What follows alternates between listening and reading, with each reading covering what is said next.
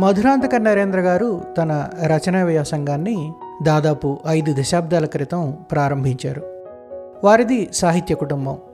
వారి తండ్రి గారు మధురాంతకం రాజారాం గారు, సోదరుడు మహేంద్ర గారు కూడా సుప్రసిద్ధ తెలుగు కథా రచయితలు. వృత్తిరీత్యా నరేంద్ర గారు ఆంగ్ల అధ్యాపకులుగా పదవి విరమణ చేశారు.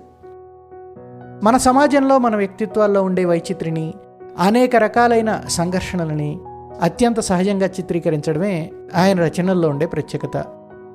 అత్యంత ప్రతిష్టాత్మకమైన కేంద్ర సాహిత్య అకాడమీ అవార్డుని 2022 సంవత్సరంలో తన నవల మనోధర్మ పరాగానికి నరేంద్ర గారు అందుకున్నారు. ఈ సంభాషణలో ఆయన తన కొత్త నవల దాయాదుల తోట గురించి మాట్లాడారు. దాయాదుల తోట మనకు అజు పబ్లికేషన్ వాళ్ళు అందిస్తున్నారు. నవలని షో నోట్స్లోని లింకును ఉపయోగించి కొనుగోలు చేయొచ్చు.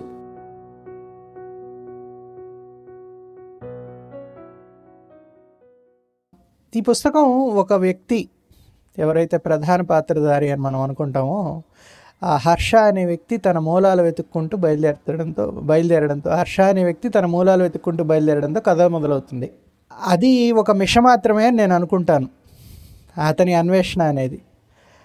అది మీరు పెట్టుకొని అది ముందు పెట్టి ఆ మార్గ మధ్యంలో మీరు రాయలసీమ ప్రాంతపు దాదాపు ఒక 70-80 ఏళ్ల సామాజిక చరిత్రను ఆ వెనక స్పృశిస్తూ వచ్చారు, దాని గురించి చెప్తూ వచ్చారు.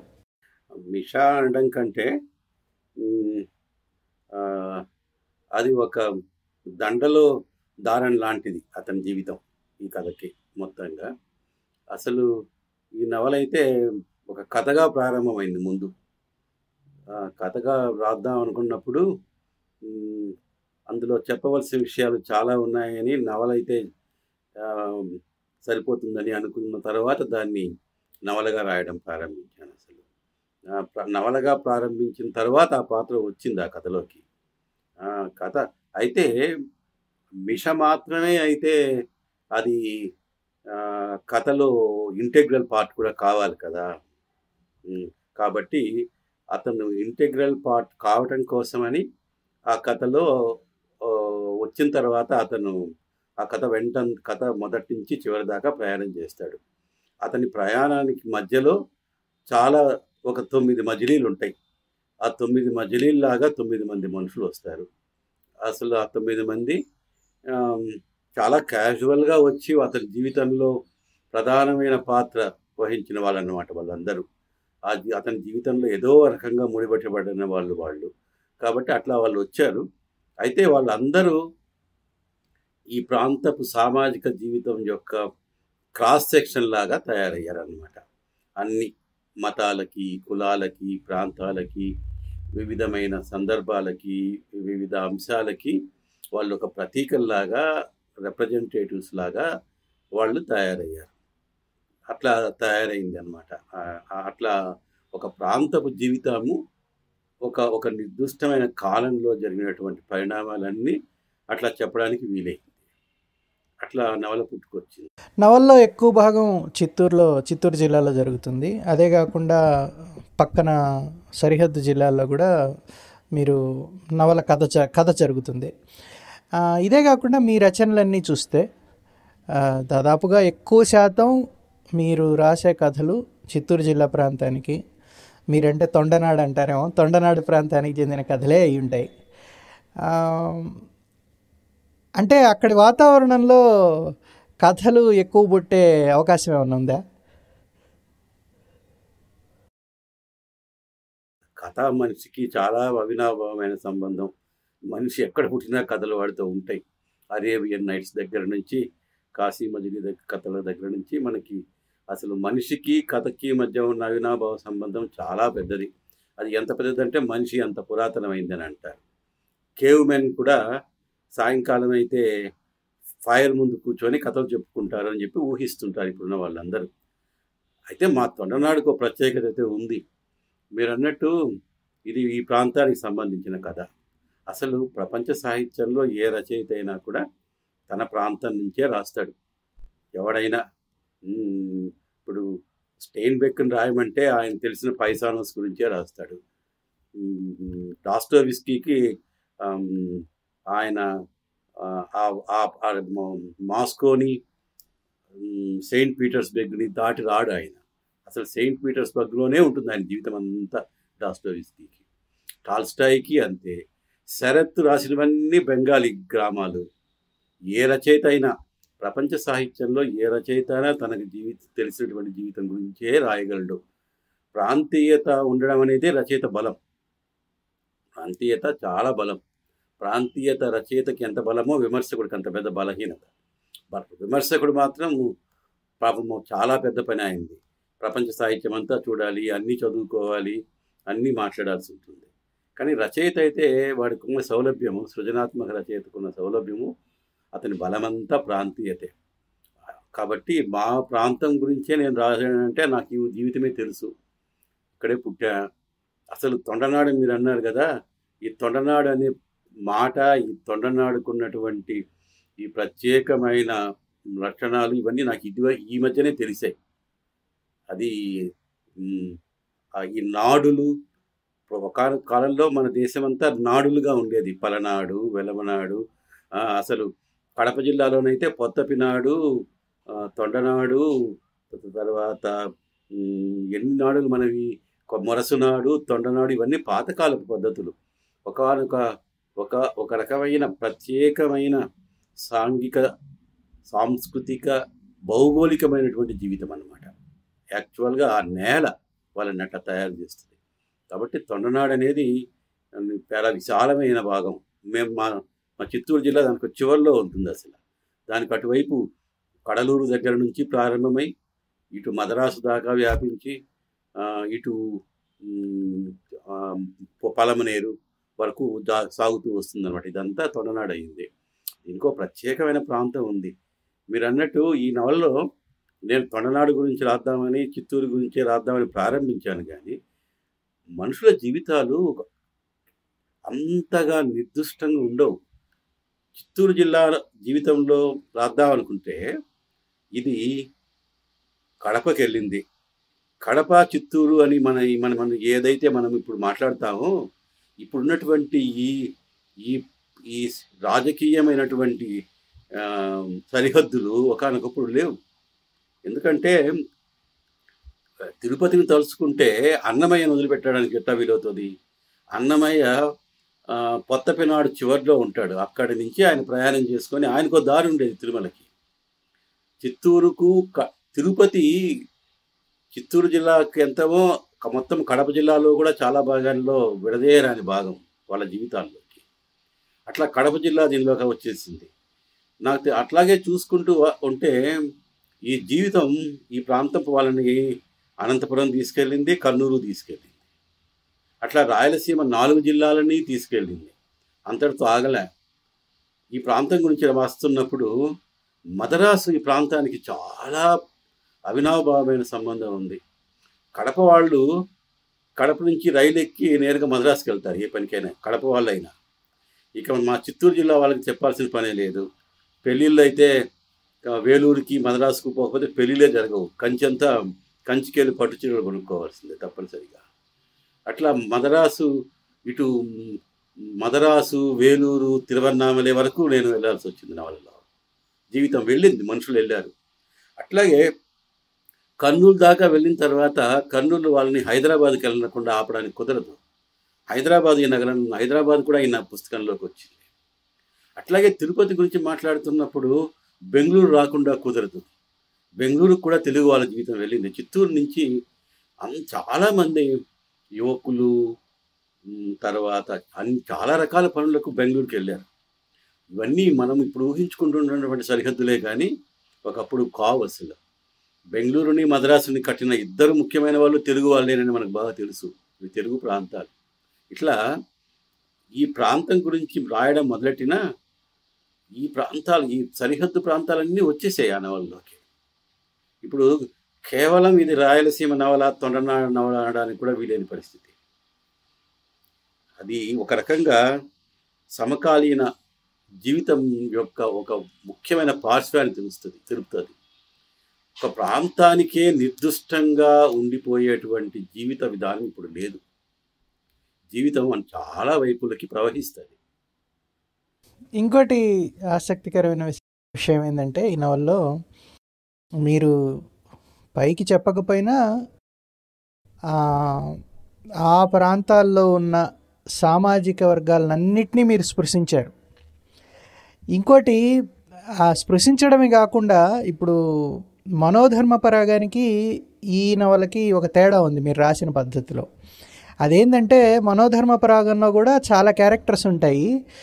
ఆ డిఫరెంట్ ఉన్న పాత్రలన్నీ కూడా ఒకే పాత్ర గురించి మాట్లాడుతుంటాయి. దీంట్లో ఏమైందంటే మీరు ఈ 9 అధ్యాయాల్లో 9 మంది మనుషులు వాళ్ళకదే చెప్పుకుంటారు. ప్రధాన పాత్రకు వాళ్ళకున్న సంబంధం చెప్తూ వాళ్ళ కథ వాళ్ళ చుట్టూ ఏం జరిగింది అనేది చెప్పడం అనేది చాలా ఆసక్తికరంగా ఉంది. ఇంకోటి ఏంటంటే వాళ్ళ మధ్యలో ఇన్ని సామాజిక వర్గాల మధ్యలో అవినాభావ సంబంధం అనేది ఎట్లా ఉంటుంది అనేది అది చాలా చక్కగా ఎస్టాబ్లిష్ అయింది ఈ నవల్లో. అది బహుశా జీవితంలో ఉన్నది కాబట్టి అది అట్లా రావడానికి కారణం నేను ప్రయత్నం చేయటం కంటే జీవితం అట్లా ఉంది ఇక్కడ. ఇప్పుడు ఎవరికి వాళ్ళు వాటర్ టైట్ కంపార్ట్మెంట్స్లో కూర్చోవడం కుదరదు. మతాలు కులాలు అని మనం విభజిస్తూ ఉంటాం, కానీ వాటి మధ్యలో జరిగేటువంటి అంతర్గతమైనటువంటి సంబంధాలని మనం దూరం చేయలేము. అది జరుగుతూ ఉంటుంది, ఒక సాంఘికమైనటువంటి పరిణామం అన్నమాట. కాబట్టి ఆ ఇన్ఫిల్ట్రేషన్ అంటాం చూడండి, అది తప్పకుండా జరుగుతుంది. దాన్ని గమనించాము అంతే, గమనించాము, మనం పట్టించుకోము. అది ఈ ప్రాంతంలో బాగా జరుగుతోంది. ఇప్పుడు బాగా విస్తృతంగా ఆలోచిస్తే ప్రపంచంలో ఎక్కడైనా జరిగే పరిస్థితి ఇదే. ఇన్ఫిల్ట్రేషన్ లేకుండా ఎట్లా ఉంటాం? ఒక చోట కలిసి జీవించినప్పుడు అవన్నీ జరుగుతాయి. అవన్నీ రకరకాల సామాజికమైన పరిణామాలన్నీ జరుగుతాయి. ఈ గత దాదాపు 100 సంవత్సరాల కాలంలో ఈ ప్రాంతంలో మతం ఎట్లా తయారైంది, కులాలు ఎట్లా ఉన్నాయి, ఇవన్నీ ఈ 9 మంది మనుషుల్ని మాట్లాడింపజేస్తే తెలిసాయి. ఎందుకు వాళ్ళ జీవితాల్లో ఉన్నటువంటివే, వాళ్ళ జీవితంలో జరిగినటువంటి మార్పులే. వాళ్ళని ఈ ఈ ఇక్కడ ఉన్నటువంటి సామాజిక జీవితానికి ప్రతీకలుగా తీసుకోవడం వరకు మాత్రమే రచయిత చేయగలిగిన పని. వాళ్ళు ఎప్పుడైతే వాళ్ళ జీవితాల గురించి మాట్లాడడం మొదలెట్టిన తర్వాత వాళ్ళ జీవితాల్లో ఉన్న విషయాలన్నీ చెబుతారు వాళ్ళు పాపం. అయితే పాఠకుడికి అవి ఫ్రాగ్మెంట్స్ లాగా ఎక్కడెక్కడ విడిపోయినట్టుగా ఉంటే కథ నచ్చదు.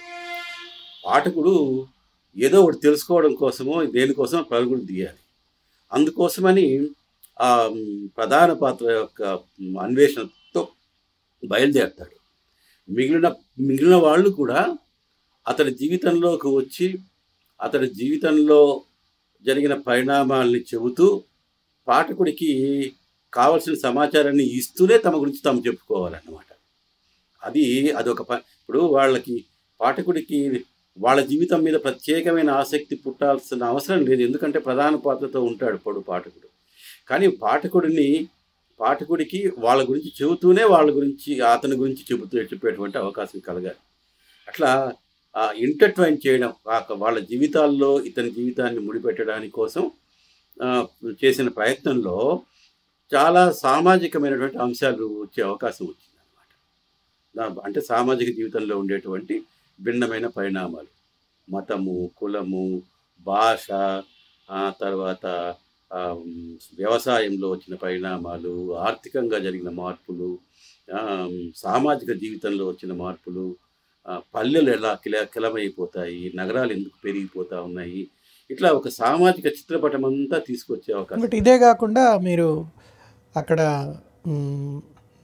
నీళ్ల ప్రాజెక్టులు, అక్కడ వచ్చిన ప్రాజెక్టుల వల్ల వచ్చిన మార్పులు, వామపక్ష ఉద్యమాలు అనుకోండి, వీటి గురించి కూడా మీరు అన్యాపదేశంగా ప్రస్తావించడం జరిగింది. అది కూడా బలంగా కనబడుతుంది కథ అంతా కూడా. ఈ ప్రాంత జీవితంలో ఉన్నవి నీళ్ళ గురించినటువంటి సమస్య మనకి భారతదేశం అంతా ఉంది.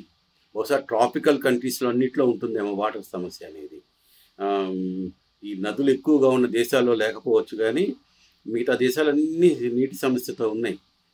మాకు నేను ఎన్నుకున్న ఈ ప్రాంతంలో అసలు స్వాతంత్ర్యానికి మునుపు మనకు ప్రాజెక్టులు లేవు, ఆనకట్టలు లేవు. అసలు నాగార్జున సాగరు, బాక్రా నంగలు, హీరాకుడ్డు కట్టినప్పుడు అప్పటి ప్రధానమంత్రి నెహ్రూ వాటినంతా మోడర్న్ టెంపుల్స్ అంటే మనం అందరం చాలా సంతోషపడ్డాము. ఎందుకంటే అంతకు మునుపు లేవు అవి. ఈ ఆనకట్టలు కట్టే పద్ధతి లేదు. అట్లాగని చెప్పి నీటి గురించి ఆలోచించకపోలే. రాయలసీమలో ముఖ్యంగా ఈ దక్షిణ భారతదేశంలో విజయనగర రాజులు, చోళులు, పాండ్యులు వీళ్ళు కట్టిన గుడులు ఎంత గొప్పవో వాళ్ళు నిర్మించిన చెరువులు ఎంత గొప్పవి.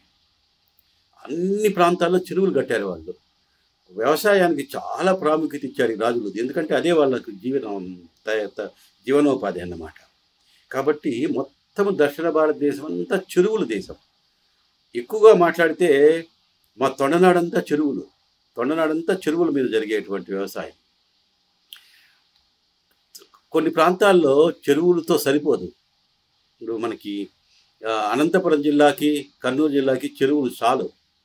పాపం వాళ్ళకి తప్పనిసరిగా ప్రాజెక్టులు కావాల్సిందే. కడప జిల్లాకి 2 మధ్యస్థంగా ఉంటారు వాళ్ళు. అసలు మాట్లాడితేనే మనకి చాలామంది మన ఈ 4 ప్రాంతాల వాళ్ళు మాట్లాడతారు చూడండి. మన అనంతపురం వాళ్ళు మాట్లాడితే ఎప్పుడు కాలువల గురించి మాట్లాడతారు. కర్నూలు జిల్లా వాళ్ళు మాట్లాడితే క్యూసెక్కులు మాట్లాడతారు. అంటే వాళ్ళ దృక్పథాలు మారటానికి అక్కడ ఉన్న అవసరాలు మా కారణం అన్నమాట. ఈ పరిస్థితుల్లో చిత్తూరు జిల్లాలో ఉన్నటువంటి తొండనాడులో ఉన్నటువంటి వ్యవసాయాన్ని అంతా ప్రాజెక్టులు కట్టడం అనేది చాలా ఇబ్బంది పెట్టింది.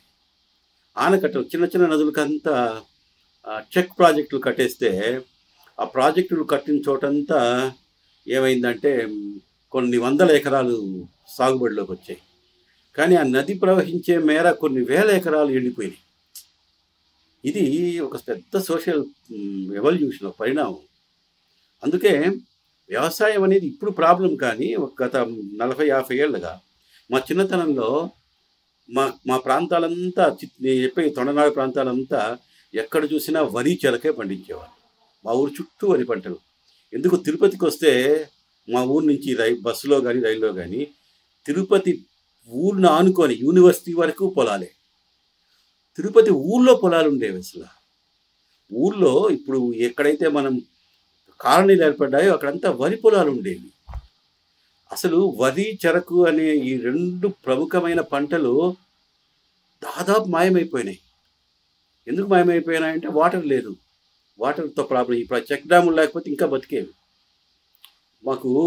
మాకుండే కాలువలన్నీ మా ఏర్లు చిన్న ఏర్లే, చెయ్యేరు, స్వర్ణముఖి, బాహుద, ఇట్లాంటి చిన్న చిన్న కాలువలు.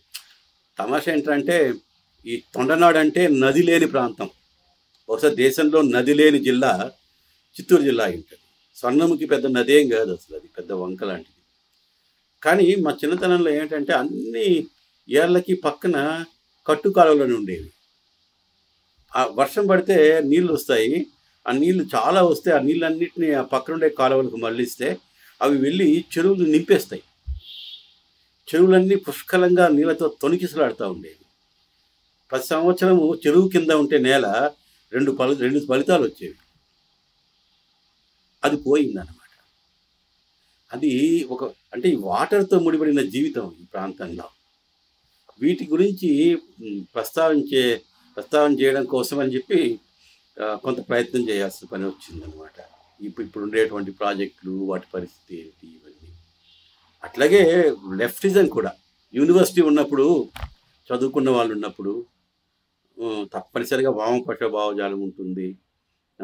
మా కళ్ళ ముందు తిరుపతిలోనే వామపక్ష ఉద్యమాలు ఎంత బలంగా ఉండేవి, ఇప్పుడు ఏమయ్యాయి, ఈ పరిణామం ఏంటి, ఇవన్నీ ఒక సామాజిక చరిత్ర. అందువల్ల వీటినంతా ప్రస్తావించే అవకాశం వచ్చింది. ఇంకోటి, మీరు మీ కథల్లో చాలా మటుకు కథలు కానీ నవలలు తీసుకున్నా కూడా తాత్వికత కనబడుతుంది. ఏమిటి మీకు అంత ఆకర్షణ? అది ఏం లేదు, తాత్వికత అని పెద్ద పేరు, కానీ ఎందుకు అనే ప్రశ్న. ఎందుకు, ఏమిటి, ఎక్కడ అనే ప్రశ్న మనల్ని వెంటాడతాయి. లేదంటే మీరంటే ఇంకొంచెం దాన్ని మరి కొంచెం పెరోకియల్‌గా అనిపించొచ్చు కానీ, తొండనాడు చాలా తాత్వికమైన నేల. అన్నమాచార్యుడు, వీరబ్రహ్మము, జిడ్డు కృష్ణమూర్తి, వేమన వీళ్ళ నేల ఇది. వీళ్ళందరూ జీవితం గురించి ఆలోచించిన వాళ్ళే. జిడ్డు కృష్ణమూర్తి కంటే అధునాతనమైన వేదాంతి ఎవరు ఉండడు తాత్వికంగా ఆలోచించడంలో. చాలా most modern philosopher and the most progressive thinker. ఆయన కంటే మించిన వాళ్ళు ఎవరు ఉండరు.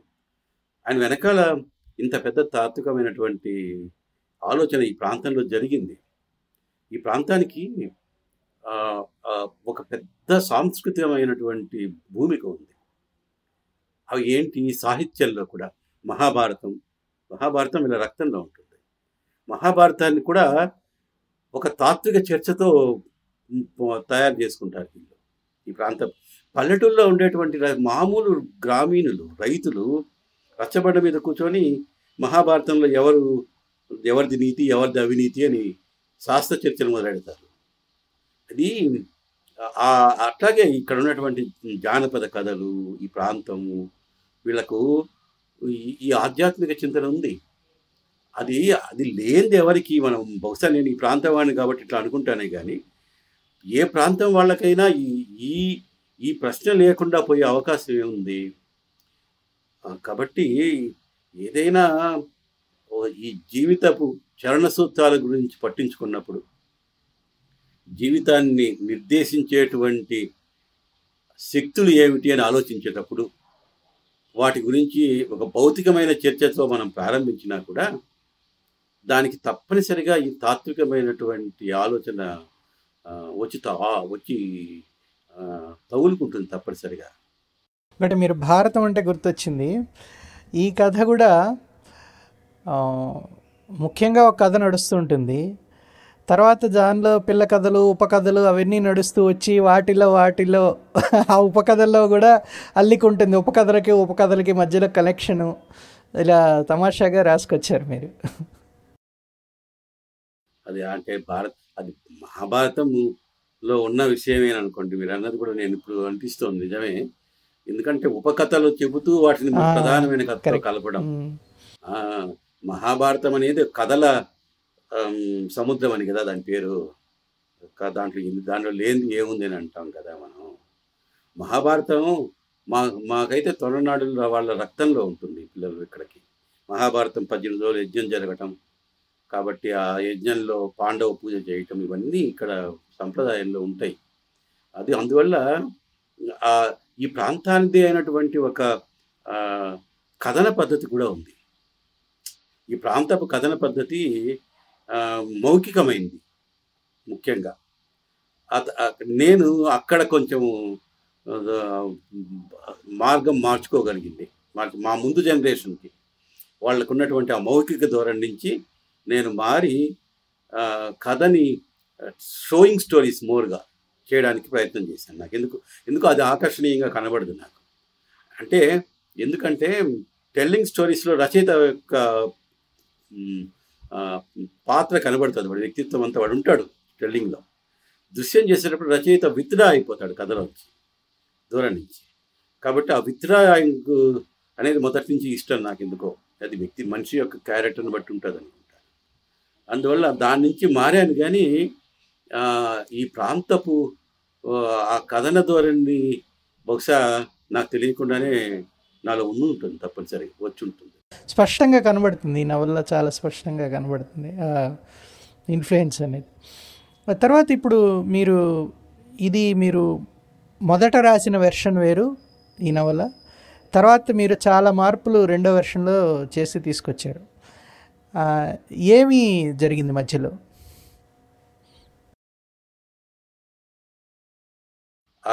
ఏ పుస్తకం అయినా ఏదైనా పుట్టడం అనేది చాలా చిత్రం. దేని పుట్టుక దానిదే, భిన్నంగా ఉంటాయి. ఒక్కో పుస్తకం ఒక్కో రకంగా తయారవుతుంది.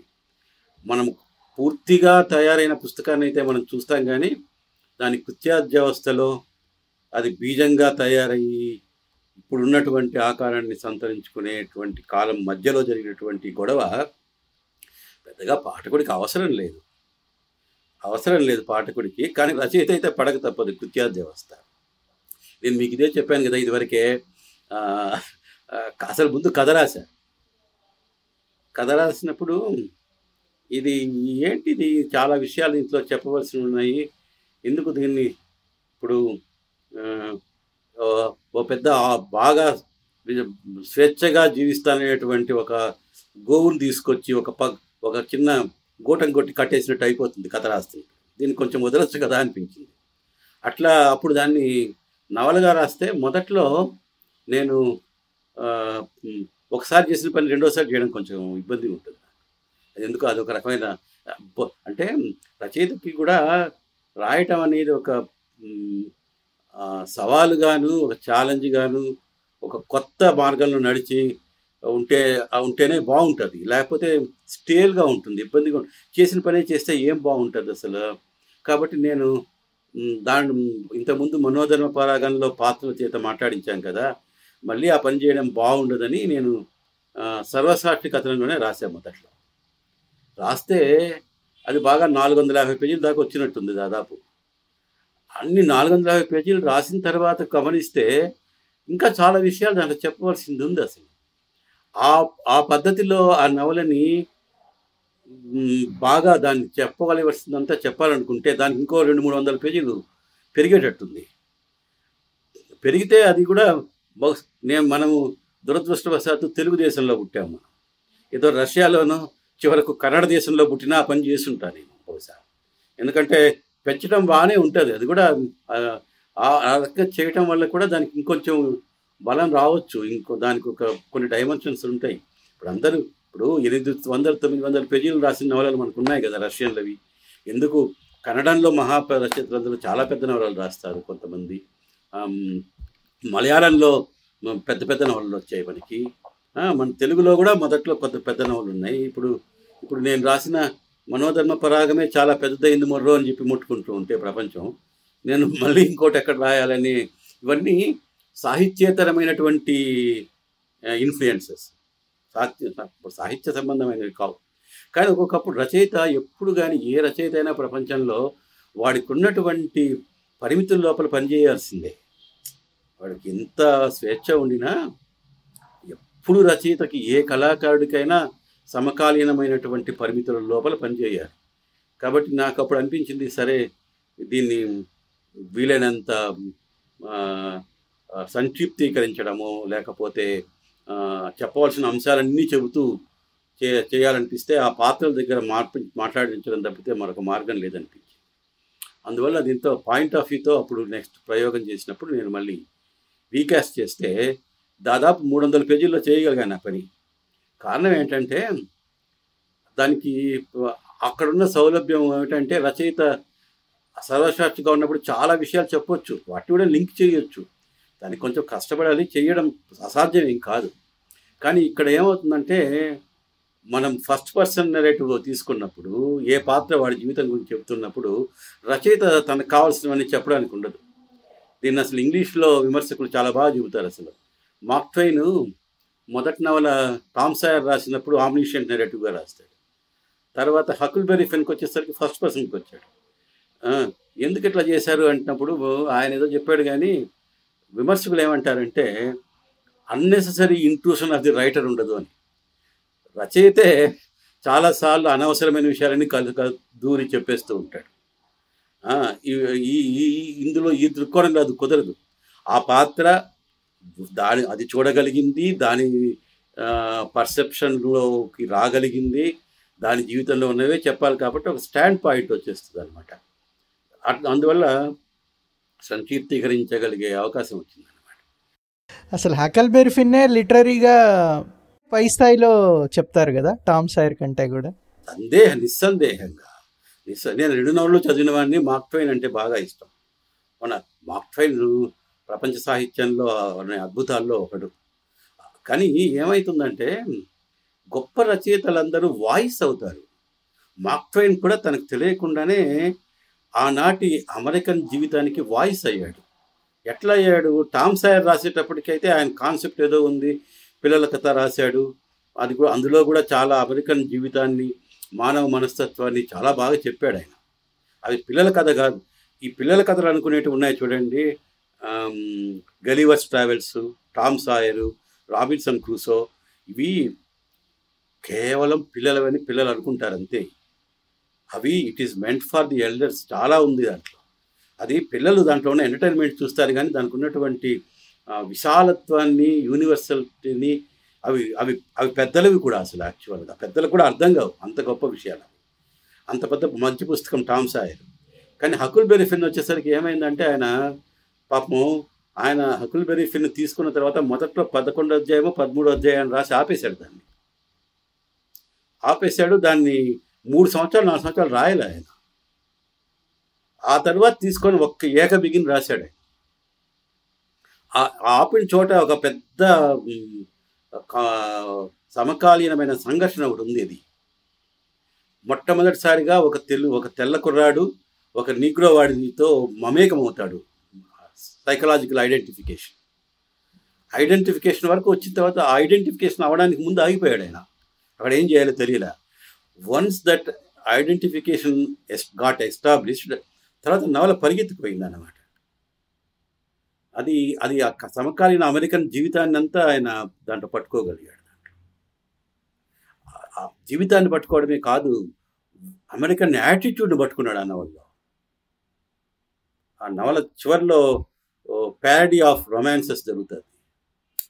మానవ మనస్తత్వం గురించిన చర్చ జరిగిపోతుంది అన్నమాట. అట్లా ఆ పుస్తకం ఆయనకే తెలియదు. ఆ పుస్తకం రాసిన తర్వాత, అక్కడ పడేసిన తర్వాత, ప్రింట్ అయిన తర్వాత దాని మీద రకరకాల వచ్చాయి గొడవలు. ఆ పుస్తకాన్ని కూడా లైబ్రరీ నుంచి తీసేశారు దాన్ని. ఎందుకు? పిల్లల మీద చాలా బ్యాడ్ ఇన్ఫ్లుయెన్స్ అని. కానీ తర్వాత ఏమైంది? హెమింగ్వే ఏమంటాడు? The entire modern American literature comes from one book called the adventures of Huckleberry Finn by Mark Twain. ఆ మోడర్న్ అమెరికన్ సాహిత్యం ఈ పని మార్క్ ట్వైన్ అనుకొని చేశాడంటే చేయలే. మార్క్ ట్వైన్ గొప్పతనం అంతా ఏంటంటే ఆ కాలానికంతా ఒక గొంతుగా మారగలిగాడు. ఇప్పుడు ఈ నవల సాహిత్యం, వాటి మీద వచ్చే విమర్శ అనుకోండి, చర్చ అనుకోండి, ఇప్పుడు మనకు పత్రికలు అనేది లేకుండా పోవడం వల్ల దాదాపుగా విమర్శ చేసేవాళ్ళు కానీ, సమీక్షించే వాళ్ళు కానీ, అదే పనిగా జాగ్రత్తగా చేసేవాళ్ళు లేకపోవడం వల్ల క్యూరేటెడ్ కాంటెంట్ అంటూ లేకుండా పోతుంది. ఇప్పుడు మీరు ఏదైనా రాస్తే ఎవరైనా వాళ్ళ పర్సనల్ ఒపీనియను దానికి ఏమీ బేసిస్ లేకుండా కూడా చెప్పడం జరుగుతుంది. వాటిల్లో కొన్ని చోట్ల సరైన సహేతుకమైన విమర్శ కూడా ఉంటుంది. కానీ ఒక పాఠకుడు, అంటే నవల చదవగలనుకున్న పాఠకుడు ఎవరైనా, ఇంట్రెస్ట్ ఉన్న పాఠకుడు ఎవరైనా ఉంటే ఏది బేసిస్గా తీసుకోవాలనే దానికి ఒకటి అందుబాటులో ఉండట్లేదు. ఫేస్బుక్ లాంటి వాటిల్లో అందుబాటులో ఉన్నా కూడా ఏ అభిప్రాయాన్ని మనం స్వీకరించాలి అనేది కూడా కష్టంగా ఉంటుంది. అంటే వాటిని చూసి పుస్తకాలు కొనే పరిస్థితి అయితే లేదు. కాకపోతే మీ మనోధర్మ పరాగంలో ఒక పాఠకుడిగా నన్ను ఇంట్రెస్ట్ చేసిన విషయం ఏంటంటే, నాకు ఆసక్తి కలిగించిన విషయం, దాదాపుగా ఈ మధ్య ఎప్పుడూ లేనంతగా చాలా చర్చ జరిగింది దాని మీద. బాగా ఘాటైన విమర్శలు వచ్చాయి, పొగడ్తలు వచ్చాయి. అది సామాజిక పరంగా అనుకోండి, ఇంకో దానిగా అనుకోండి, ఇంకో రకంగా అనుకోండి, చాలా చర్చ అంటూ జరిగింది. అది ఒక కారణం నేను అనుకోవటం, దాంట్లో ఉన్న కాంటెంట్ అయితే. రెండోది, దానికి బహుమతి రావడం కూడా, దానికి చాలా గుర్తింపు రావడం కూడా అని నేను అనుకుంటాను. ఓకే, 2 ప్రశ్నలు దీంట్లో. ఒకటేంటంటే, మొదట ఆ జరిగిన చర్చ మీద మీ అభిప్రాయం ఏంటి? మీరు దాన్ని ఎట్లా స్వీకరిస్తున్నారు? దాదాపు అంత విమర్శ ఈ పుస్తకం మీద కూడా రావచ్చు అని నేను అనుకుంటున్నా. ఎందుకంటే ఇది కూడా కొన్ని చర్చకు దారి తీసే అవకాశం ఉంది ఈ పుస్తకంలో కూడా. రెండోది ఏంటంటే, కేంద్ర సాహిత్య అకాడమీ బహుమతి వచ్చిన తర్వాత రచయితగా మీకు కలిగిన లాభం ఏంటి, నష్టం ఏంటి? అంటే రచయితగా నేను అడిగేది. గుర్తింపు ఇవన్నీ పక్కన పెట్టండి, గుర్తింపు కాదు, ఇవి 2 ప్రశ్నలు దాని మీద. అంటే మర్చిపోకుండా మొదటి దాంతోనే చెబుతాను నేను. ఇప్పుడు రాసేసిన తర్వాత రచయిత కూడా పాఠకుడు అయిపోతాడు. స్పందనలు రకరకాలుగా వస్తాయి. స్పందనలు చూసినప్పుడు రచయిత కూడా మనిషే కదా, కొన్నిసార్లు ఇబ్బంది అవుతుంది, కొన్నిసార్లు సంతోషం వేస్తుంది, కొన్నిసార్లు మనం కూడా ఏదైనా మాట్లాడదాం అనిపిస్తుంది, ఇవన్నీ ఉంటాయి. మనమేమి అతీతులేం ఏం కాదు. కానీ ఒక ముఖ్యమైన విషయం ఏంటంటే అది అంత చర్చకు దారితీస్తుందన్న విషయం నాకు అసలు ఊహించని పరిణామం అది. నవల రాసే ముందు ఇటువంటి చర్చ జరుగుతుందన్నటువంటి స్పృహ కానీ, ఇట్లా రియాక్ట్ అవుతారని కానీ నేను అనుకోలేదు. ఎందుకంటే నేను ఊహించుకున్నటువంటి తెలుగు సాహిత్యపు పరిణితి వేరు. ఇలాంటి చిన్న చిన్న విషయాలు పట్టించుకుంటారని నేను అనుకోలేదు. అసలు ఊహాతీతం నాకు. ఆ స్పందనే నాకు చాలా, అది రావటం అనేది ఏ కార్నర్స్ నుంచి వచ్చింది అనేది ఇంకా ఆశ్చర్యకరమైంది నాకు. అది something quite unexpected and shocking also. నాకు అస్సలు తెలియదు, అసలు ఇట్లా జరుగుతుందని ఊహ లేదు. ఊహ లేకపోవడం వల్ల రాయగలిగానేమో అనిపిస్తుంది. ఇప్పుడు ఆలోచిస్తే, ఇప్పుడు ఈ గొడవంతా జరిగినప్పుడు తర్వాత రాస్తే నేను అది రాయగలనా అనేటువంటి ఒక ప్రశ్న కూడా వస్తుంది నాకు అసలు ఆ రియాక్షన్స్ చూసినప్పుడు. తర్వాత ఇంకోటి ఏంటంటే, రచయితకి సత్యం చెప్పడం అనేది ముఖ్యం. వాడి చూసిన సత్యం, వాడికి తెలిసిన సత్యం. ఆ సత్యాన్ని చెప్పడానికి ధైర్యం కూడా కావాలనే విషయం అప్పుడే అర్థమైంది నాకు. ఎందుకంటే అంత మునుపు అది అవసరం ఉందని అనుకోవాలి. ఎందుకంటే ధైర్యంతో రాసేయచ్చులే అనుకున్నాను. తర్వాత అందులో చాలా రకాలైనటువంటి విమర్శలు వచ్చిన మాట నిజమే. అసలు ఒక ఏ కులం పైన కానీ, ఏ రకమైనటువంటి మతం పైన కానీ రచయితలకి వ్యక్తిగతమైనటువంటి ద్వేషం ఉండదు. వ్యక్తులందరూ ఏ మతానికోనో కానీ, ఏ కులంలో కానీ యాక్సిడెంటల్గానే పుడతాం, కోరి పుట్టాం. కానీ దేంతోనో ఒక దాంతో ఐడెంటిఫై చేసుకోవడంతోనే ప్రమాదం మనకి. అందువల్ల అటువంటి ఐడెంటిఫికేషను రచయితలకు ఉండకూడదు. పాఠకుడికి ఉండొచ్చు, విమర్శకులకు ఉండినా పర్వాలేదు, కానీ రచయితకి సార్వజనీయమైనటువంటి దృష్టి ఉండాలి అన్నిటికీ సంబంధించింది. సత్యం చెప్పడానికి అవి చాలా అవసరం. పైగా ఆ పుస్తకంలో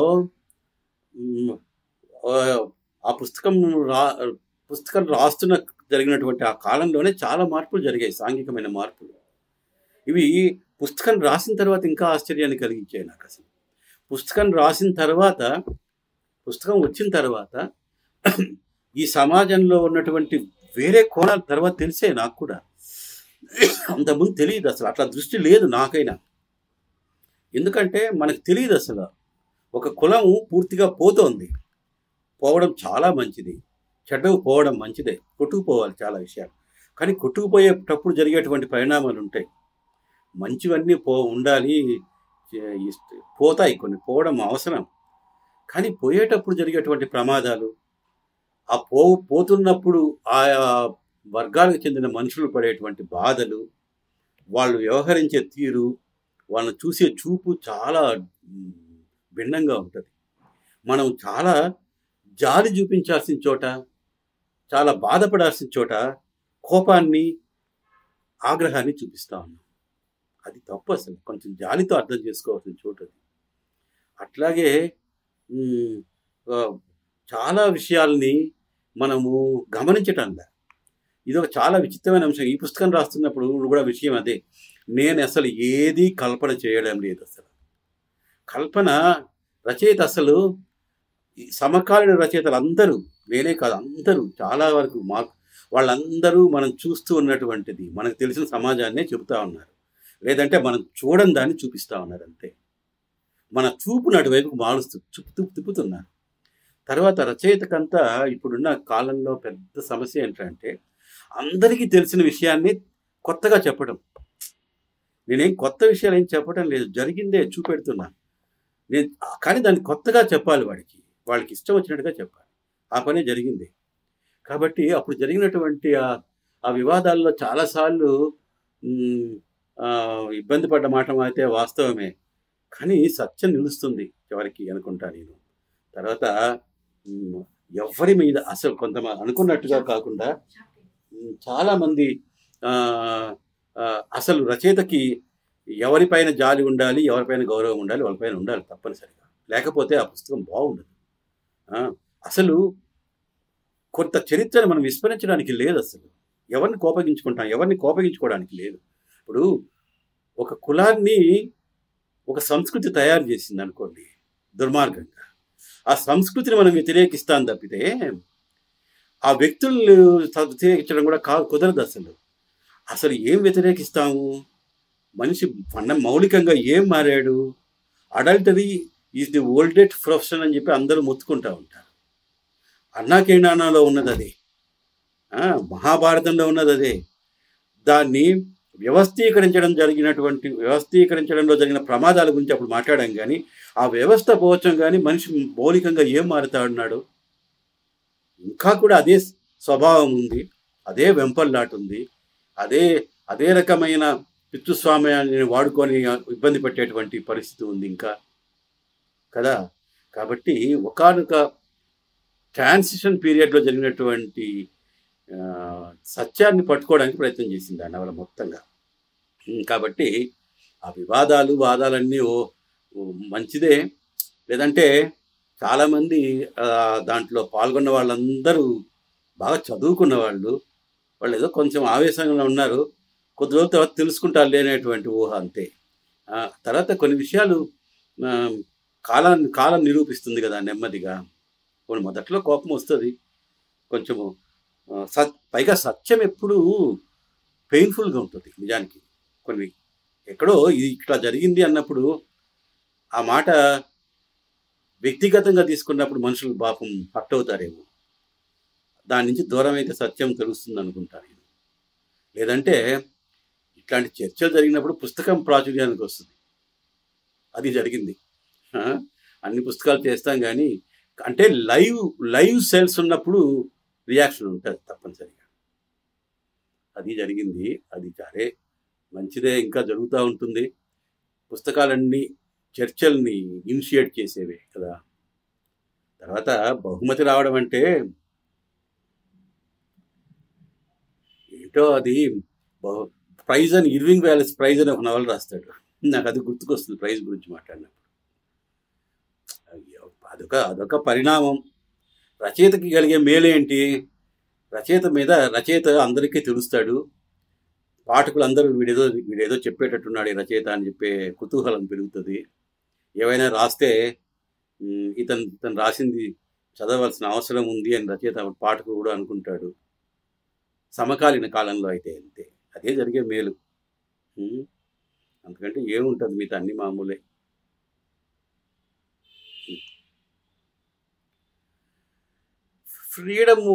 ఫ్రీడమ్ ఏం కాదు కానీ ఇప్పుడు కొన్ని సత్యాలు చెప్పేటప్పుడు తప్పనిసరిగా రాయక తప్పదు, ఇబ్బంది పెడతామేమో కానీ ఉన్న విషయం చెప్పాలి.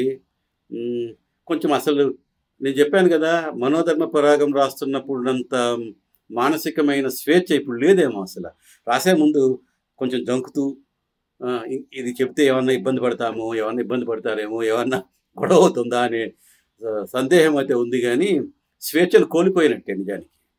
అంటే దానికి ఆ పుస్తకంలో ఇలాంటి ఇప్పుడు మతాలు మారటం, తర్వాత వ్యవసాయం మారటము, రైతులు, వాళ్ళ దగ్గర పనివాళ్ళు, ఈ జీవితాలకు సంబంధించిన దాంట్లో కొన్ని నాకు తెలియని విషయాల మీద అయితే చాలా విషయాలు నేను కూడా రీసెర్చ్ లాగా చదువుకొని వాటి మీద వచ్చిన థీసిస్లు, ఆ కులాల గురించినవి అవన్నీ చదవలసినవి, ఆ తర్వాత మతాంతీకరణం ఎట్లా జరిగింది, ఎట్లా ప్రారంభమైంది, కొంచెము ఫ్యాక్షన్ గొడవలు ఎట్లా ప్రారంభమైనాయి, వాటికి ఏంటి, ఇట్లాంటి కొన్ని రీసెర్చ్ లాగా చదువుకోవాల్సి వచ్చింది. కొన్ని విషయాలు చదువుకోవాల్సిన అవసరం లేదు, నా కళ్ళ ముందు జరిగినవి. నేను కూడా సాక్షిని, నేను పక్కనే ఉన్నా కదా. పల్లెల్లో జీవించినప్పుడు రైతుల గురించి తెలుసు, రైతుల్లో ఉన్నటువంటి అగ్రకులాల వాళ్ళ గురించి తెలుసు, సేద్యగాలతో స్నేహం ఉంది. తర్వాత విద్యార్థుల సంఘాలతో తెలుసును, లెఫ్టిజంతో ఉన్న మిత్రుల గురించి తెలుసు. నాకు అన్ని వర్గాల వాళ్ళతో స్నేహం ఉంది. అసలు నేను ఎప్పుడు నాకేం పెద్ద గొడవ లేదు. అసలు నేను ఫక్తు బీజేపీ వాళ్ళతో కూడా చాలా స్నేహం ఉంది నాకు, చాలామందితో. ఏముంది ఇప్పుడు మేము చదువుకున్న రోజుల్లో ఆ స్టూడెంట్ వింగ్ చాలా బలంగా తయారైంది. అప్పుడు అసలు వాళ్ళు తయారైంది, వాళ్ళకు ఉన్నటువంటి నీతులు నియమాల పట్ల కూడా గౌరవం ఉండేది నాకు. వాళ్ళ పరిణామాల గురించి మనకు తెలియదు కానీ ఎక్కడైనా మంచి ఉన్నప్పుడు డిసిప్లిన్, క్రమశిక్షణ ఉండేది. బాగా వాళ్ళకు పోటీగా విప్లవ ఉద్యమాలు వచ్చినాయి. చాలా నిరాశ, చాలా దురదృష్టమైన విషయం ఏంటంటే 30 ఏళ్ళు 40 ఏళ్ళకు ముందు విశ్వవిద్యాలయాల్లో విద్యార్థులకు ఉన్నంత తాత్వికమైనటువంటి భూమికి ఇప్పుడు లేదు. వాళ్ళందరికీ ఉద్యమాలతో చాలా మమేకమైనారు వాళ్ళు. వాళ్ళు దాంతో పాటు నడిచినారు. అన్ని అన్ని రకాల వింగ్స్తోనూ నడిచినారు. అప్పుడు వాళ్ళకి సరైన ఐడియాలజికల్ బేస్ ఉండేది. ఇప్పుడు అది పోయింది. ఇప్పుడు చివరి 2 ప్రశ్నలు సార్. ఒకటేంటంటే మనోధర్మ పరాగం ఇప్పుడు లక్ష్మీరెడ్డి గారు హిందీలోకి అనువదిస్తున్నారు. అది చాలా కాలం నుంచి జరుగుతుంది. ఆయన చాలా శ్రమ పడుతున్నారు దాని మీద. ఎలా జరుగుతుంది ఏంటి దాని మీద మీ ప్రతిస్పందన, ఆయనతో ఇంటరాక్షన్? ఆయన మనోధర్మ పరాగం పుస్తకాన్ని నేను రాసిన తర్వాత నేను మర్చిపోయాను, కానీ ఆయన పూర్తిగా దాంట్లో ఏమిటంటే తలమునకలుగా ఉండడం కాదు, దాంట్లో మునిగిపోయారు ఆయన. అసలు అట్లా అనువాదకుడు అట్లా అంత పని చేస్తారని కూడా నాకు అంతవరకు తెలియదు అసలు. ఆయన క్లోజ్ రీడింగ్ అంటాం కదా, క్లోజ్ రీడింగ్ అనే మాట ఆయన దగ్గర చిన్న మాట. ఆయన ప్రతి వాక్యము పట్టుకుంటారు. ఆయన ప్రతి వాక్యం యొక్క మూదలు, అది ఎందుకు వెళ్తోంది, ఎక్కడికి నడుస్తోంది, ఏం చేస్తోంది, ఏ పాత్ర ఎందుకు వచ్చింది. అందులో పైగా ఆయన కూడా చిత్తూరు జిల్లా వాడే, కడప జిల్లా వాడైనా ఆ దేవదాసీల జీవిత విధానం, సంస్కృతి తెలియవు కదా. సంగీతంతో ఆయనకు అంత పెద్ద ఇష్టం కూడా ఉండేది కాదు. ఆయన మంచి బాగా వింటాడే కానీ ఆ న్యూయాన్సెస్ గురించి తెలియదు, నాలాగే. నేను అంతే. కాబట్టి ప్రతి చిన్న విషయాన్ని చర్చించడం, ఆయనతో పాటు నేను ఒక వారం రోజుల పాటు దాదాపు హైదరాబాద్లో కూర్చోవడము, ఇక్కడ తిరుపతిలో కలవడము, ఢిల్లీలో కూర్చోవడము అక్కడ చేశాను వ్యక్తిగా. ఇంకా ఫోన్లో అయితే ఆయన ఇప్పటికి కూడా అది సెకండ్ డ్రాఫ్ట్ అవుతోంది. ఇప్పటికి కూడా ఆయన మాట్లాడుతున్నారు. ఆయన అమెరికాకి వెళ్ళారు ఆ పుస్తకం ఫస్ట్ డ్రాఫ్ట్ చేసినప్పుడు. అమెరికాకి వెళ్ళినప్పుడు అయితే దాదాపు 2 నెలలు 3 నెలల్లో ప్రతిరోజు సాయంత్రం మాకు 8 గంటలకు కాల్, ఆయన ఫోన్ కాల్. రోజు దాదాపు 1 అవర్ 1.5 అవర్ ప్రతిరోజు. ఇట్లా 3-4 రోజులు జరిగింది, 3-4 నెలలు జరిగింది అది ప్రతిరోజు. అది ఇన్నోవేటబుల్ అన్నమాట. అంత మెటికులస్గా దాన్ని చేసి ఆయన ఇప్పుడు ఆయనకి దాదాపు 60 ఏళ్ళు ఉత్తర భారతదేశంలో హిందీ బెల్ట్లో జీవించాడు. ఆయన చిన్నప్పుడే చదువుకోవడం కోసం వెళ్ళిపోయి అలహాబాద్లో చదువుకొని మళ్ళీ ఎక్కడో రాజస్థాన్ దగ్గర ఉద్యోగం చేసి తర్వాత ఢిల్లీలో హిందీ ప్రొఫెసర్గా రిటైర్ అయ్యాడు. ఆయన హిందీతో జీవించాడు. ఆయన అంటే హిందీ ఆయనకేం కొత్త భాష కాదు, ఆయన మాతృభాష అయినంత మాతృభాష.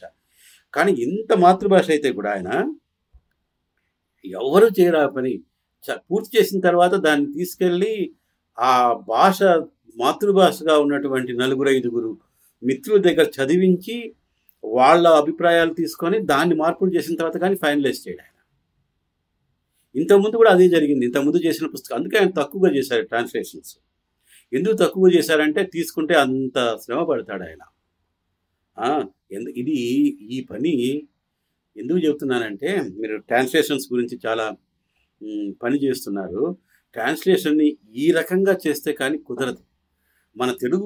మన భారతీయ పుస్తకాలు ఎందుకు ఇతరులకు అందడం లేదంటే, దాని నేటివ్ స్పీకర్ అనేవాడు తప్పనిసరిగా ఎడిటర్గా ఉండి తీరాలి ఆ పుస్తకాలకి.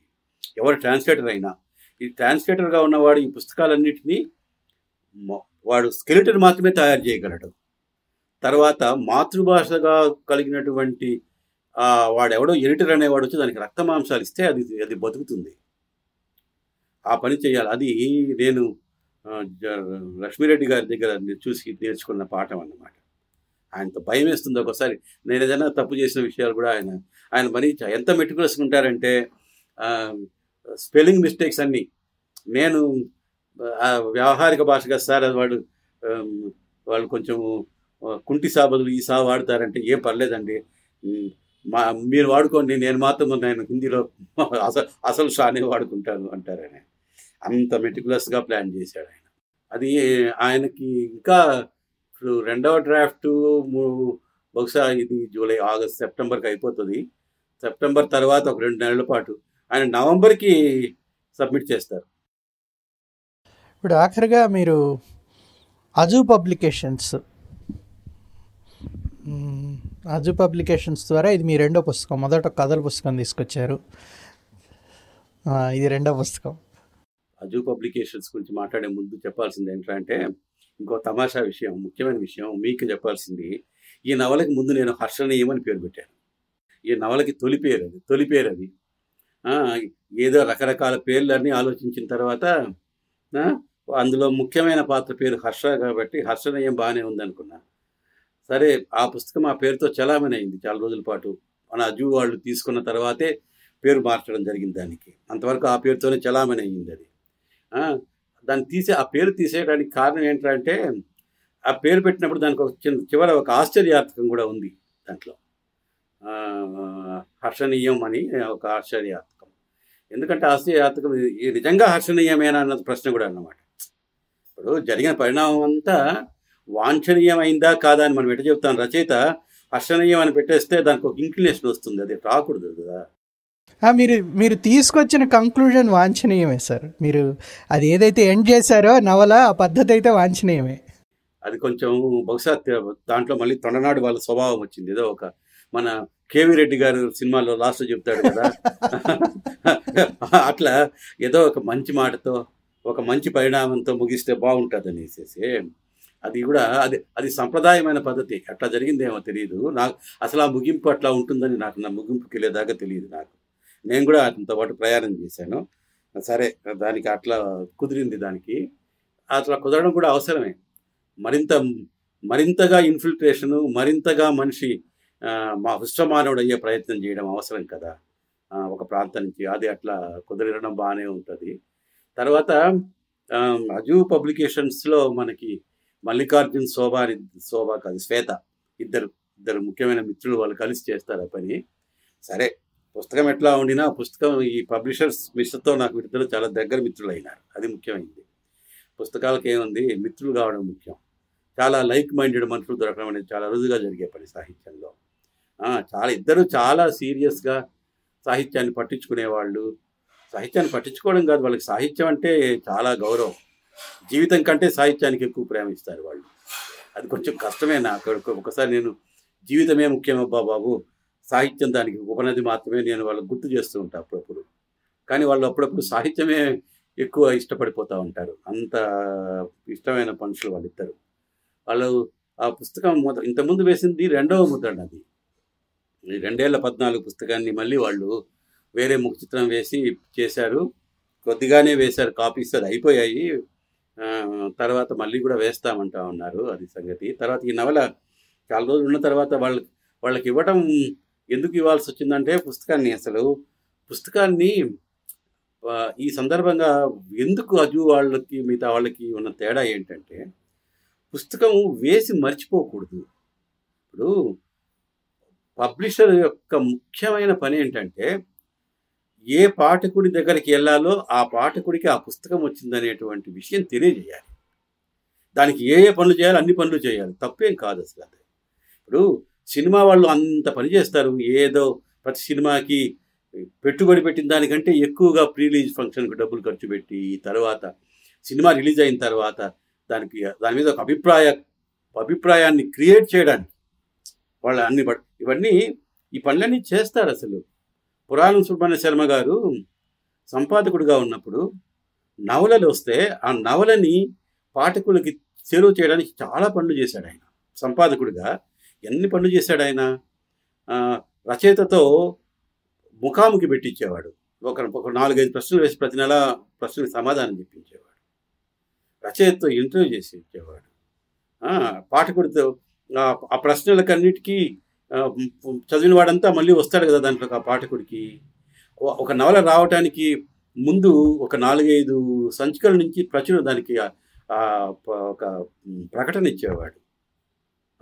పుస్తకం వచ్చినంత రోజులు దాన్ని కాపాడేవాడు.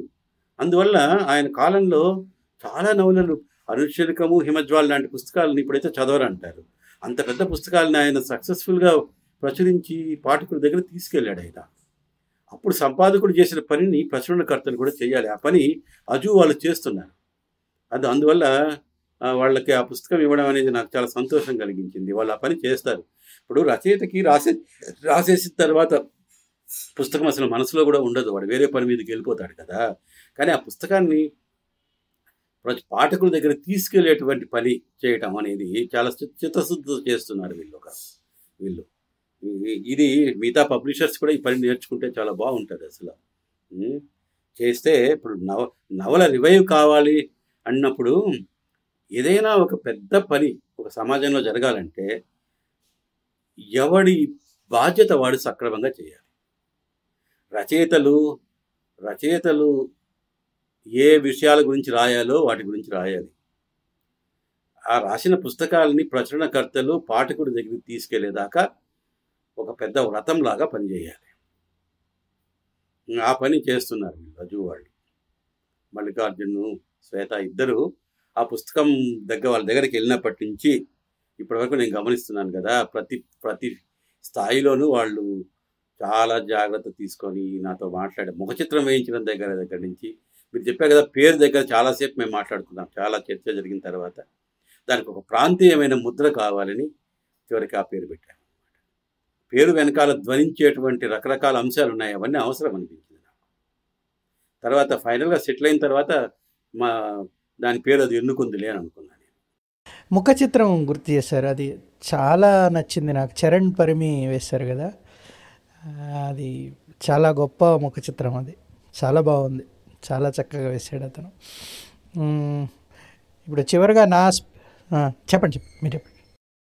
ముఖ చిత్రాలు, కథలకు బొమ్మలు వేయటంలో బాపు గారిని మించిన వాడు ఎవడు లేడు.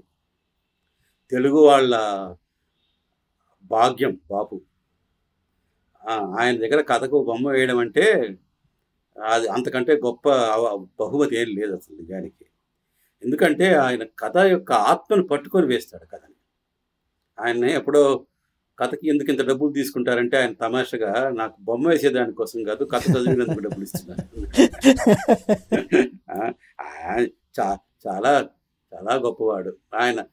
ఆయన ఆయన 40-50 ఏళ్ల క్రితం ఆంధ్రప్రభలో, ఆంధ్రపత్రికలో డబుల్ స్ప్రెడ్స్గా బొమ్మలు వేసేవాడు ఆయన. ఆయన బొమ్మలు కథలకి ఆయన వేసిన బొమ్మలను గమనిస్తే చిత్రకారుడిగా ఆయన పరిణామం అంతా గుర్తుకొస్తుంది. ఆయన అప్పుడైతే చాలా పరిసరాలకి చాలా చుట్టూ గీయడానికి డీటెయిల్స్ చాలా ఉండేవి. ఆ తర్వాత డీటెయిల్స్ లేకుండా ఒక చిన్న రేఖతో డీటెయిల్స్ అంతా పట్టుకోగలిగే శక్తి వచ్చింది ఆయనకి. మధురాంతకన్ రాజారాం గారు కంప్లైంట్ చేసేవారు అన్నారు మీరు. అవునవును, ఆయన చెప్పేవాళ్ళు, నాన్న ఈ బాపుతో పెద్ద తంట, మనం ఇంత కథ రాస్తాం రా, 15 పేజీలు 20 పేజీలు, ఆయన బొమ్మేసి మనం చెప్పాల్సిందంతా చెప్పేస్తాడు అనేవాడు. ఆయన కూడా బాగా ఇష్టం. చాలా మంచి బొమ్మలు వేశారు మా నాన్న కథలకి, ఆయన పుస్తకాలకి. నా దగ్గర ఉన్నాయి కొన్ని అద్భుతాలు ఆ కథలకి ఆయన వేసిన బొమ్మలు. చరణ్ నేను పుస్తకం బొమ్మ గీసిన తర్వాత ఫోన్ చేసి బాపు గారి లాగా చేయగలిగావు బాబు అని చెప్పాను. అంతకంటే నేను అంతకంటే చెప్పాల్సిన మాట లేదు అసలు. అంత బహుశా that is the ultimate compliment to an artist. ఆ అబ్బాయి కూడా అబ్బాయికి ఒకసారి శ్వేత నేను మళ్ళీ ముద్ర కూర్చొని చెప్పాం కదా ఏదో, కానీ పట్టేశాడు వెంటనే. దాన్ని పట్టుకున్నాడు. అతనికి పట్టుకున్న దాన్ని మేము కూడా అనుకోలే ఆ కాన్సెప్ట్ అట్లా వస్తుందని, అట్లా గీశాడు అబ్బాయి. చివరిగా పాఠకుడిగా నా స్పందన సార్, మీరు పంపించినప్పుడు నేను మా గిరికి కూడా పంపించాను, గిరికి హర్షకి అందరం చదివాం మేము. ఇది ఒక సాంఘిక నవల ఒకే సిట్టింగ్లో చదవడం అనేది నాకు చాలా అరుదు, నేను చదవడం అనేది. అది ఈ నవలతో నాకు జరిగింది. అది ఐ థింక్ అది నాకు అది చాలా సంతోషాన్ని కలిగించే మాట మీరు చెప్పడం. నా భయం అంతా ఇప్పుడు ఎన్ని చెప్పినా కథ నవలకు కావాల్సిన ముఖ్యమైన లక్షణం రీడబిలిటీ, పాఠకుడిని చదివింపజేసుకోవటం, కథ చెప్పడం, ఈ రెండు జరగాలి. మిగతా అన్ని తర్వాత వస్తాయి కానీ ముందు ఈ ముఖ్యమైన పని జరిగి తీరాలి. కాబట్టి మీరు ప్రచురణకు ముందు చదివి చెప్పడం అనేది కూడా నాకు చాలా ఒక రకమైన దాన్ని ఏమంటారు ధైర్యాన్ని ఇచ్చింది పుస్తకం గురించి. లేకపోతే దాన్ని ఇంకా కొన్ని రోజులు అట్లే పెట్టుండేవాడిని వేసుకోవడం, మీద చూద్దాం లేనేసి. ఇవాళ ఆశ్చర్యకరంగా ఇవాళే నన్ను ఓ ఫ్రెండ్ చిన్న ఇట్లాంటిది ఇంటర్వ్యూ చేస్తూ ఒక మాట అడిగాడు, మీరు పుస్తకం ప్రింట్ అయ్యేటప్పుడు ప్రింట్ కాకముందు ఎప్పుడైనా చదివింపజేసేవారు, దాన్ని సలహాలు తీసుకున్నారా సార్ అని అడిగాడు నన్ను. నేను అసలు ఆ పని ఎప్పుడూ జరగల. మొదట్లో నేను మా ఇంట్లో మా నాన్న అయితే చదివి వినిపించేవాళ్ళు, చదివిన తర్వాత ఆయన రచనల్ని. మనమంతా ఆయనకి యాంటీ కదా, ఆయన ఏ పని చేస్తే చేయకూడదని కదా మనం, కాబట్టి మంచి పనులు కూడా చేయలే అట్లా. అందువల్ల నేను ఎప్పుడు చదివి వినిపించలేదు.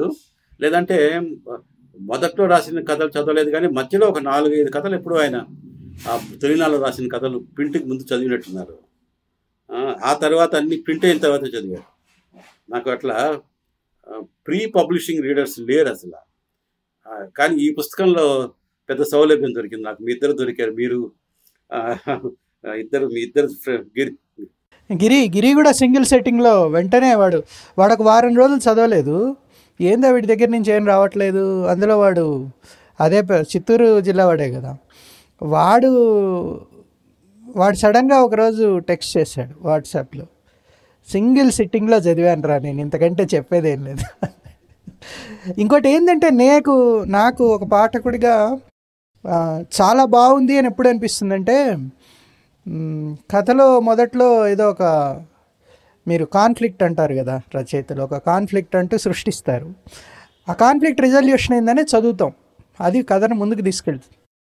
నాకు చాలా నచ్చింది అని నాకు ఎప్పుడు అనిపిస్తుందంటే, కథ చివరిలోకి వచ్చేటప్పటికి, చివరి పేజీల్లోకి వచ్చేటప్పటికి ఎండింగ్ గురించి పెద్ద పట్టింపు ఉండదు. అప్పుడు నాకు అది చాలా బాగుంది అనిపిస్తుంది. చాలా నేను చేసే పనే కాదు, చాలా పుస్తకాల్లో జరిగిందే. వాడికి పాఠకుడిని ఏదో పాపము ఏదో చెబుతామని తీసుకెళ్ళి ఇంకేదో చెబుతాము కదా పాపము. ఎండింగ్ అనేది అవసరం, ఎండింగ్ అనేది ఏందనేది చదువుతాం, కానీ ఆ ఉత్సాహం కంటే ఆ ఎక్స్పీరియన్స్ అనేది గొప్పగా ఉంటే నాకు బాగా నచ్చినట్టు లెక్క. అంటే ఎండింగ్కి వచ్చేటప్పటికి ఎండింగ్ గురించి నేను పెద్ద పట్టించుకోకూడదు. అది జరిగింది నవల. నాకు నవలకు ఉన్నటువంటి బలం, ప్రతి నవల మనకు కొత్త ప్రపంచానికి తీసుకెళ్ళాలి.